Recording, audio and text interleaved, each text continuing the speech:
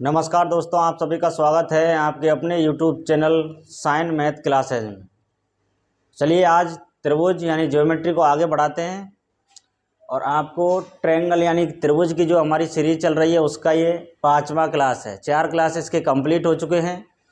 अगर आपने नहीं देखा है, चारों क्लास आपने नहीं देखे हैं तो चैनल के प्लेलिस्ट पे जाइए, वहाँ पर आपको चारों पार्ट देखने को मिल जाएंगे। अगर आप ज्योमेट्री में कुछ भी नहीं जानते हैं तो भी आपको आज का क्लास बिल्कुल समझ में आएगा, लेकिन उससे पहले आप इनके चारों क्लास ज़रूर देख लीजिए। अगर आप त्रिभुज के सभी टाइपों को समझना चाहते हैं तो उन चारों पार्टों को देखना आपको बेहद ज़रूरी है। अगर आज की क्लास आपको पसंद आ जाए तो इस चैनल को ज़रूर सब्सक्राइब कर लेना और बगल में बेल आइकन आता है उसको भी प्रेस कर लेना और ऑल नोटिफिकेशन पर सेट करके रख लेना। उसका मतलब है कि हम कभी वीडियो अपलोड करते हैं तो उसका नोटिफिकेशन आपको तुरंत आ जाएगा कि वीडियो डल चुकी है और आप उसको जल्दी सबसे पहले देख पाएंगे। तो चलिए स्टार्ट करते हैं आज का क्लास। सबसे पहले अंतःकेंद्र, लंब केंद्र, ये तो मैंने आपको पिछली वीडियो में समझा ही दिया, आपको समझ में भी आया होगा। अब बात करते हैं, एक नया पॉइंट आता है कि माध्यिका क्या होती है। ये माध्यिका क्या है, मीडियन जिसको कहते हैं, ये क्या होती है इस त्रिभुज में। तो माध्यिका का मतलब है कि सामने वाली भुजा को बराबर 2 भागों में बांटना। ये माध्यिका का कतई भी मतलब नहीं है कि सामने वाली भुजा पर जाएगी और 90 डिग्री का कोण बनाएगी, नहीं, ये काम लंब का होता है। तो माध्यिका का क्या मतलब है कि ये जिस भी भुजा पर जाएगी उस भुजा को बराबर 2 भागों में विभाजित करेगी, मतलब बांटेगी। माध्यिका का मतलब क्या है, इसका काम है, माध्यिका का इसका काम है कि सामने वाली भुजा को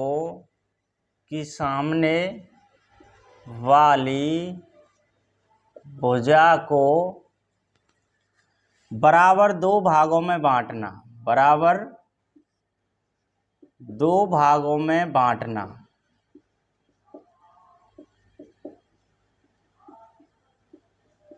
माध्यिका का ये काम है, केवल यही काम है कि सामने वाली भुजा को 2 बराबर भाग में बांट देती है। अगर आप माध्यिका खींचते हैं तो कैसे, ये देखिए, ये मान लेते हैं हम एक त्रिभुज है, इसका नाम दे देता हूं ए, बी और सी। अगर हम बी शीर्ष से, बी बिंदु से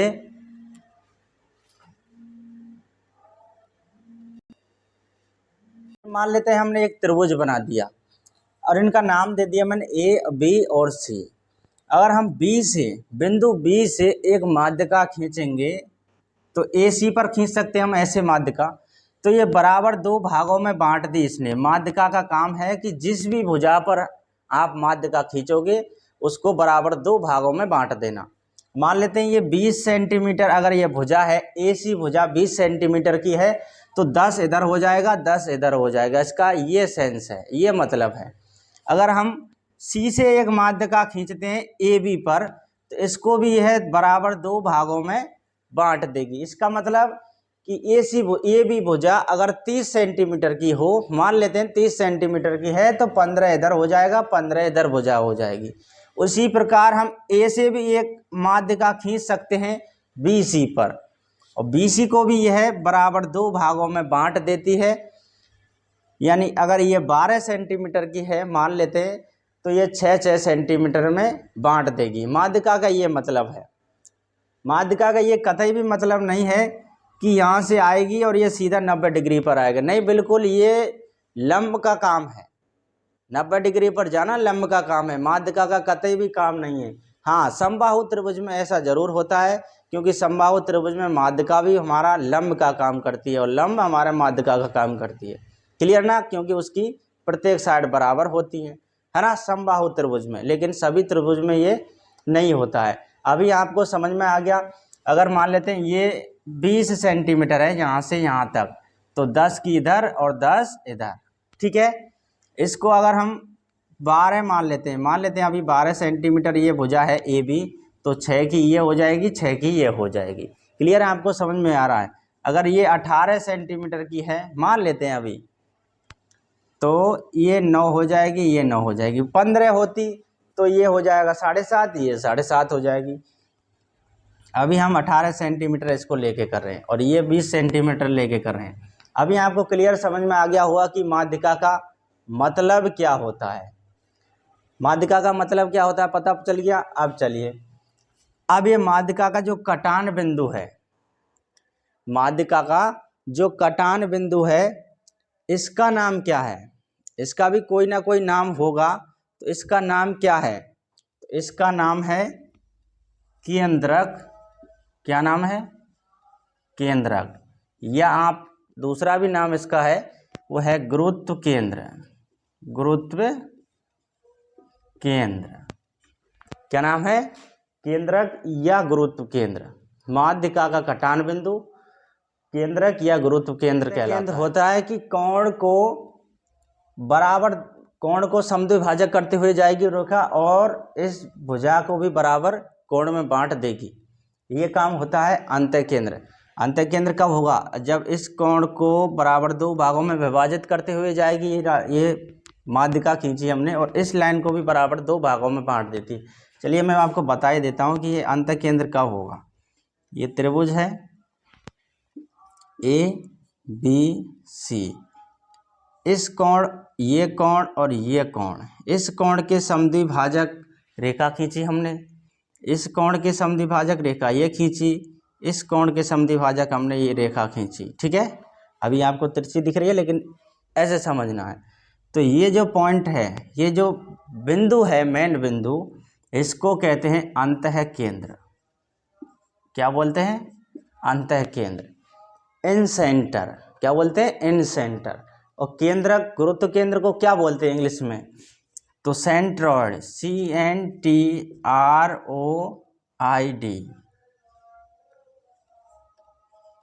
IED या ID आप लिख लीजिए, सेंट्रॉइड नाम याद रख लीजिए। इंग्लिश में हमारा भी हाथ थोड़ा कमज़ोर है, इसलिए आप नाम याद रखिए कि सेंट्रॉइड केंद्रक या गुरुत्व केंद्र है। अभी आप समझ गए कि माध्यिका क्या है। माध्यिका का कटान बिंदु क्या होता है? प्रतिच्छेद बिंदु, और सामने वाली भुजा को बराबर 2 भागों में बांटती भी है। चलिए आइए कुछ अगले पॉइंट देखते हैं इसमें। नेक्स्ट आइए दोस्तों, हमने जो केंद्रक गुरुत्व केंद्र पढ़ा है उसको जरा लिख लेते हैं। केंद्रक और गुरुत्व केंद्र क्या होता है? केंद्रक या गुरुत्व केंद्र। गुरुत्व केंद्र, इसको इंग्लिश में सेंट्रॉइड।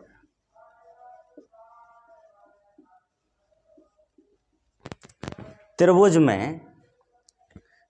में किसी भी त्रिभुज में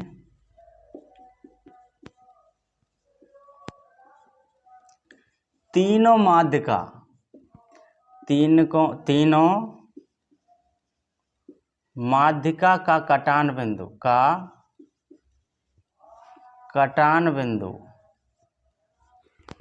और सामने वाली भुजा को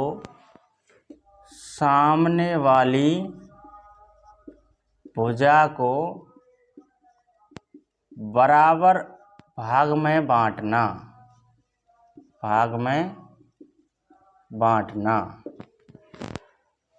किसी भी त्रिभुज में तीनों माध्यिका का कटान बिंदु और सामने वाली भुजा को बराबर भाग में बांटना, तो वो कहलाता है हमारा, उसे केंद्रक या गुरुत्व केंद्र कहा जाता है। केंद्रक या गुरुत्व केंद्र कहा जाता है। केंद्र कहा जाता है। क्लियर ना? अभी सुनिए, अभी मैं थोड़ी देर आपको बताया था पहले कि अंतः केंद्र क्या होता है। कि अंतः केंद्र होता है कि कोण के समद्विभाजक कोई भी रेखा खींचें, कोण को समान 2 भागों में बांटती हुई जाएगी वो रेखा। इसका मतलब अगर ये 50 डिग्री है तो 25-25 पर जाएगी, यानी बांटती हुई जाएगी। 50 का है तो 25 इधर 25 इधर। अभी समझ में आ गया? ऐसे इस कोण को समद्विभाजक करती हुई जाएगी रेखा, ऐसे इस कोण को समद्विभाजक करती जाए हुई रेखा, इसको कहते हैं हम अंतः केंद्र। अंतः केंद्र, और अंतः केंद्र होता है वृत्त से नहीं, भुजाओं से समान दूरी पर। अंतः केंद्र बिल्कुल इम्पोर्टेंट बात, ध्यान रखने योग्य बात कि अंतः केंद्र होता है भुजाओं से समान दूरी पर। कैसे?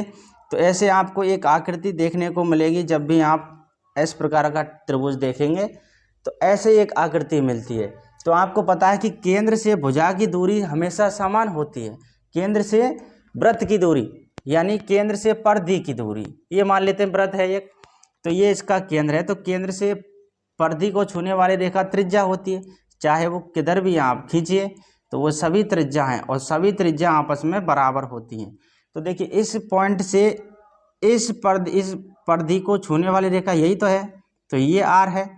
इस केंद्र से परिधि को छूने वाली रेखा ये है, इस केंद्र से परिधि को छूने वाली रेखा ये है, तो ये आर है। यानी इस भुजा को छू रही है ये रेखा, इस भुजा को छू रही है, इस भुजा को छू रही है, शीर्ष तो नहीं छुआ ना इसने। तो अंतः केंद्र होता है भुजाओं से समान दूरी पर। अभी बात करते हैं हम लंब केंद्र की, ये समझ में आ गया होगा आपके। सुनिए, लंब केंद्र होता है शीर्ष से समान दूरी पर। कैसे? तो देखिए लंब केंद्र किसको कहते हैं? तो तीनों लंब का कटान बिंदु, त्रिभुज में तीनों लंब का कटान बिंदु लंब केंद्र होता है, ए बी सी। अब देखिए अगर यहाँ से मैं इस भुजा पर लंब खींच दूं, ऐसे लंब का काम है कि 90 डिग्री पर जाएगी सीधी। इससे मैंने एक लंब खींच दिया, लीजिए इससे मैंने एक लंब खींच दिया ऐसे, तो तीनों लंब का कटान बिंदु जो ये मेन बिंदु है इसी को बोलते हैं लंब केंद्र।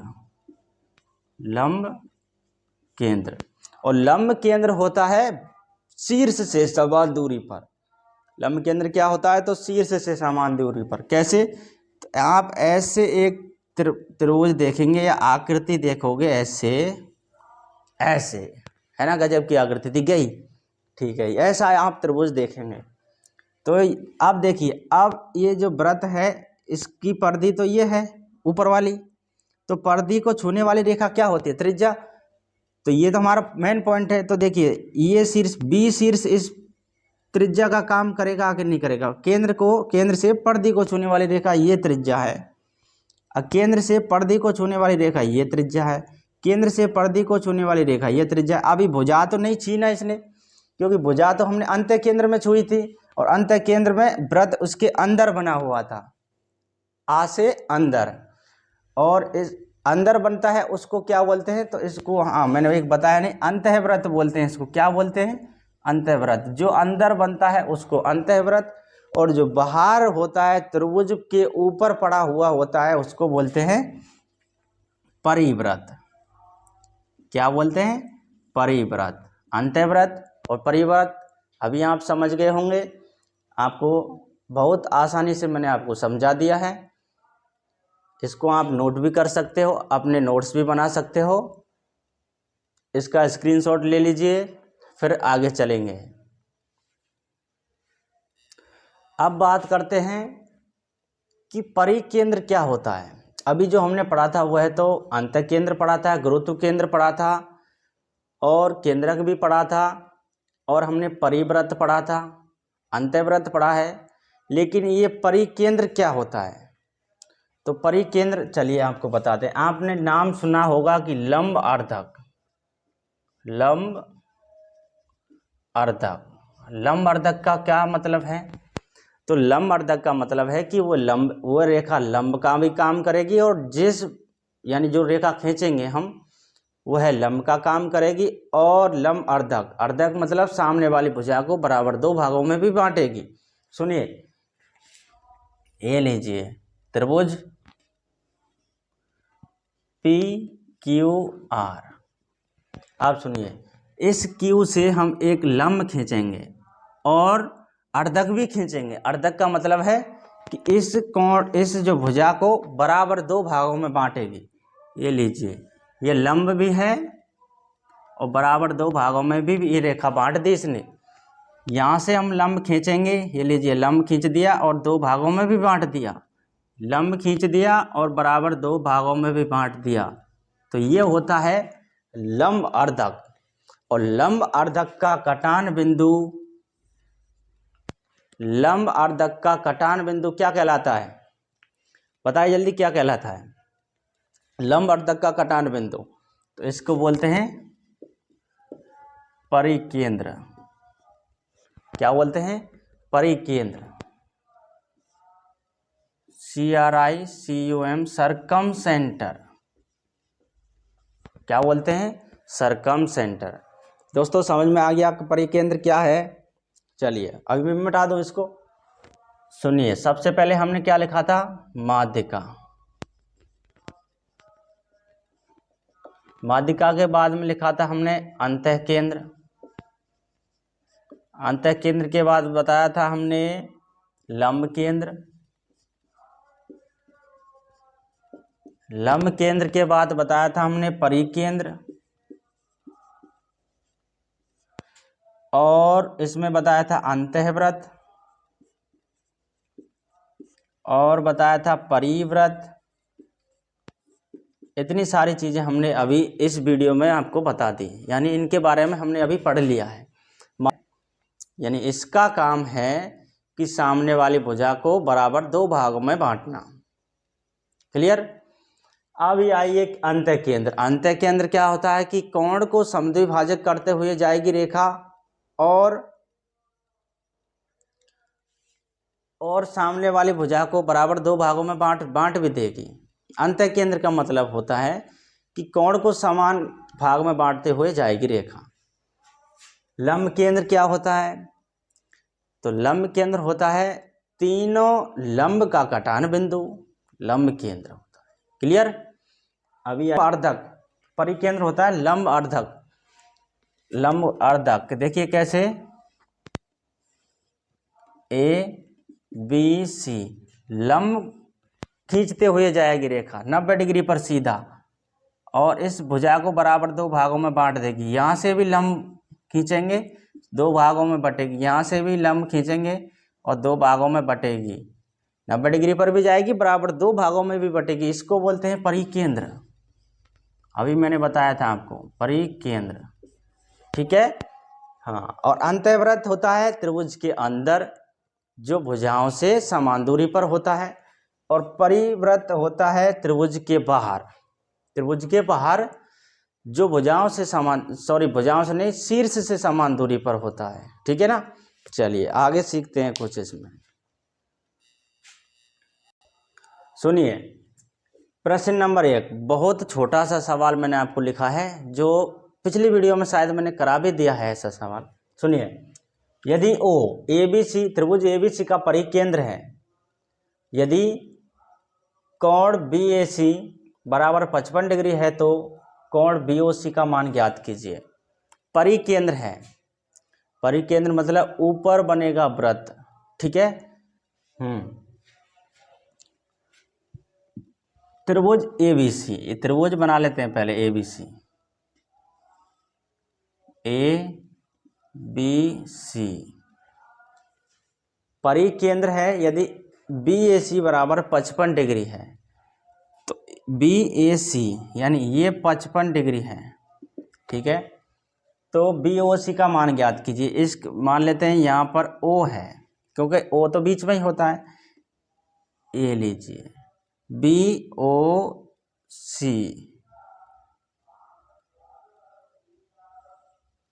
ये वाला कोण आपसे पूछ लिया है। यानी यहाँ से भी एक माध्यिका खींची इसने, यहाँ से भी माध्यिका खींचते। परिकेंद्र कब होता है? लंब खींचते हैं तब, है ना? तो यहाँ से भी लंब खींचा है, यहाँ से भी, यहाँ से भी। ठीक है? तो ये वाला कोण इसने पूछ लिया है कि ये वाला कोण बताइए।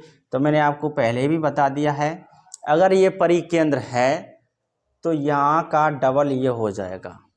55 डिग्री है तो ये हो जाएगा 55 दुना, यानी BOC, कोण BOC बराबर हो जाएगा 55 × 2 बराबर 110 डिग्री। अगर ये वाला कोण पूछे तो ये आधा हो जाएगा सामने वाले कोण के। ठीक है ना? समझ में आ गया?